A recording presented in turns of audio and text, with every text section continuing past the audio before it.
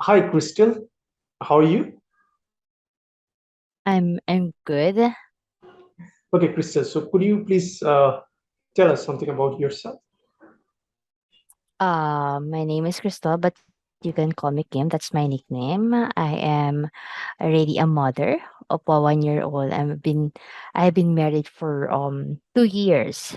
Currently living at the South Luzon in the Philippines, and currently I've been working with jobs.com Philippines for 3 years already, handling recruitment and onboarding and employee engagement as some part of the HR benefits of the company. But I actually started, if you wanted to know more about my previous experiences, I started working as a headhunter at Connexus Staffing Consultancy Solutions Inc. And then I was transferred or promoted to our executive search firm to handle more accounts, handling large local companies and multinational companies. And after quite some time, like mga 5 to 6 years, I decided to resign from that company because the company was having financial crisis. And then I transferred to a Sky Cable company. I stayed there for a very short stint. That was because the company was also having trouble when it comes to um, contract employees. So I need to, of course, secure my job. And there, I'm currently now connected with the company after Sky Cable.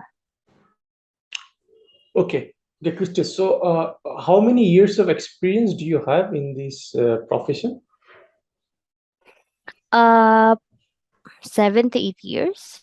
Okay, so 7 to 8 years you have been looking after only recruitment, or you have also taken care other field of human resource. I was doing recruitment since 2014 until 2020. The only time that I handled employee engagement and HR benefits was from 2020, August of 2020 until now. Okay, so most of the years of experience you have actually in recruitment. So my question Mm.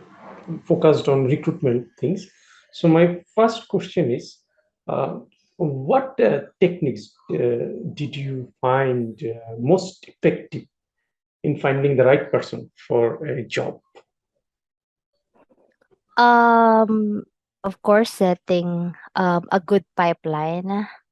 A good pipeline, meaning I have to, let's say for one position, I have to at least um secure three qualified candidates per day. Uh, and then I have to um, um, always have a backup because if one candidate will not pursue, then I have to always be ready that I have someone to replace that candidate. And the sourcing channel should not be just one. Okay, so can you share an example of a time you had to gather information from multiple sources?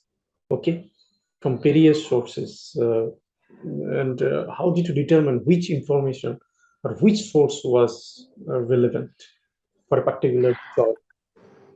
Since I am currently connected with JobState, I would say the most effective sourcing channel that I using is of course JobState.com Philippines Inc. Of course I have to use our product and prove that everything can be get from our product.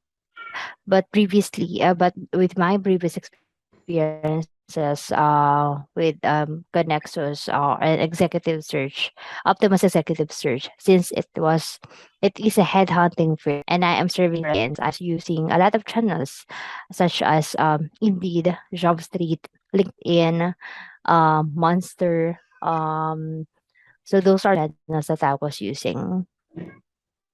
Okay, okay, so And if you will ask me, the most effective sourcing channel that time was really LinkedIn because most of the positions that I was handling are managerial positions or niche positions that can be found on LinkedIn. via LinkedIn. Okay, great. Okay, so Crystal, what qualities do you feel that a recruitment consultant need to be successful? So you have to uh know the product or the company that you are servicing so that you can better offer it to your candidates. So you have to be knowledgeable about the company and the products and services that they are offering. Number two is to be proactive. So you have to always have a backup plan, have a backup candidate, always have an open communication, help open and transparent communication with the stakeholders that you are servicing, meaning the people that you are working with or the people who are looking for to assess Hmm? behaviorally, culturally, and functionally fit about the candidate. Okay, so can you tell me what are the steps involved in the recruitment process? Okay, so if I would explain the recruitment process in my current company, so it will start with manpower planning. So we have to identify how many headcounts they would need for this year, what are the level, and sorry, if it will require someone who has people management skills, so all the skill sets. And then it will start with of course posting the filing for JRF, filing for requisition, and then posting in sourcing channels, posting advertisement in sourcing channels, and then resume screening, then interview, and then if there are online assessment or examinations, and then after that, if it will if the hiring process will require another interview sets, and then after several interviews, it will boils down to job offer and then onboarding. Okay, Christian. So, uh, uh, how would you professionally tell a candidate that they didn't qualify for a position? How do I tell if the candidate is professionally fit? Am I My question was, right? how would you professionally tell a candidate that uh, he didn't qualify for a particular position? For example, when you were interviewing a candidate, maybe Mm-hmm. the suitable person. So how do you say him that he's not Yeah, qualified? because okay. So because every time I interview a candidate, I always uncheck the behavioral part, the cultural part, and the functionally fit of the candidate. So if one of the fit is not present during the interview or is not present in a candidate, so I would say he is not fit, he or she is not fit for that role. So there should be the candidate should be behaviorally, culturally, and functionally fit. Okay, so you have been in the recruitment profession for a long time, maybe Mm-hmm. 6 or 7 years. So uh, Mm-hmm. I'm pretty sure that you have faced a lot of challenges in during this time. So could you please share Mm-hmm. experience? What kind of challenges did you face during this time, and how did you resolve? Mm-hmm. Mm-hmm. Okay, so one of the um most challenging in a recruitment activity, recruitment process is when you encounter no-show candidates. So I believe there are no-shows because there are unprofessional candidates. But if you have to, let's say, build or engage with them at the first contact, I believe then in referrals directly from the hiring managers. Other challenges that I have encountered, if the manager is always changing the, let's say, the job description for the role. So I mean there's misalignment when it comes to what they really need for that position. So um whenever that happens, I always set meetings with them to have an alignment. Usually if the position, if the vacancy is open for about 2 to 3 weeks, I always set a meeting with them to be aligned of what they really need for that position. Okay, okay, great, great, Crystal. So, can you describe a recruitment strategy you have developed and implemented yourself? Do you have any kind of experience like that?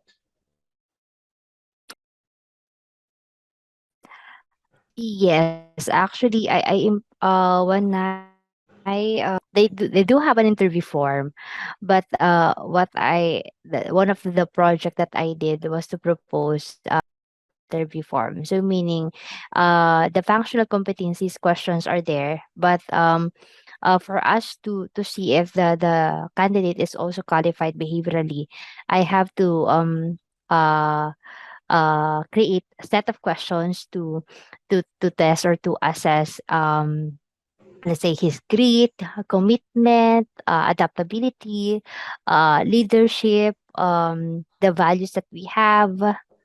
So that's issues or not. Okay, so interesting. So, maybe there were a candidate who were very good in the technical things. He was very good, very impressive, but you found that that person is not Mm-hmm, uh, very good when it comes to behavioral things. When you have asked some behavioral question, he did not respond mm-hmm, well, but he's very good at the technical side.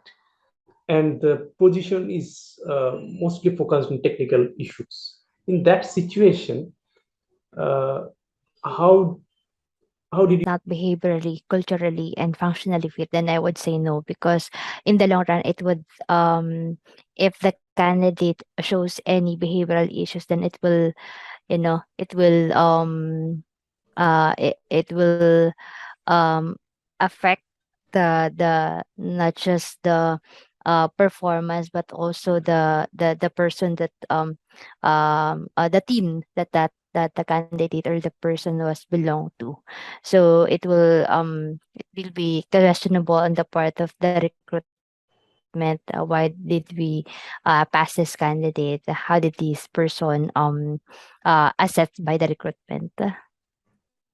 Okay, okay, great. And one of the KPIs that I have, sorry, one of the key performance indicator that I have currently is to maintain or to retain um new hire for 1 year. So I really have to assess them on those three factors. Okay. So, do you have? Did you implement anything, any policies or anything like that to retain employees? Because it's also a very challenging thing to retain employees. Mm-hmm. So, Yeah, have, that's correct. It's okay, so have you ever initiated any kind of retention strategies so that the employee turnover can be decreased or something like that? mm-hmm, mm-hmm. Um eh, I did that. I have to check that what's happening after the onboarding. So I always set a one-on-one session with them during their first 6 months. So what I did is to set a one-on-one on a by monthly basis, so twice a month. It's not a policy, but I requested my boss to have it because I wanted to check if they are okay with their job, if they can really get along with their colleagues. I have to check the relationship with their new managers and new team. And I guess the result is effective because there are we have a low attrition. So, but it doesn't stop there. After that, bi-monthly meeting, um, the results of the sessions were also reported to the manager so that they can improve on anything that will help the new hire to adapt easily or get along with the team. Okay, Christian. So, maybe this would be my last question. Do you have Mm-hmm. weakness? Do I have any weakness? Yes. Yes, I do have. I'm actually anything. I would I would not turn you down. We have to set boundaries. You cannot always entertain employees' inquiries since we are part of the HR world. We have to set boundaries, or let's say point them to the right person that can really help them. So that's what I have learned. And if I am the only person that can help them, I have to um, set timeline when I can get back to them regarding on the concern or the help that they need, so that it would not affect my business as usual activities. Okay, Christian. Thank you. Thank you so much for joining this interview in a very short notice. Mm-hmm. So, I wish you a very good luck. And once you're shortlisted here in this round, then we will contact you for the second round. Okay.